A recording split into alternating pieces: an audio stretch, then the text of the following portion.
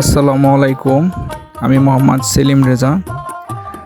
গ্রাম বাংলার ফুটবল মানেই আনন্দ, উন্মাদনা এবং অন্যরকম একটা এমএস। আজ আমরা বাসিদাপুর হাই স্কুল মাঠে তারই একটি কিছু দৃশ্য দেখব। এই ফুটবল টিমে আমিও ছিলাম। আমাদের প্রতিপক্ষ টিম ছিল পোষা সদর। আকাশি কালার ছিল আমাদের টিম এবং টিয়া কালার ছিল পোষা সদরের টিম।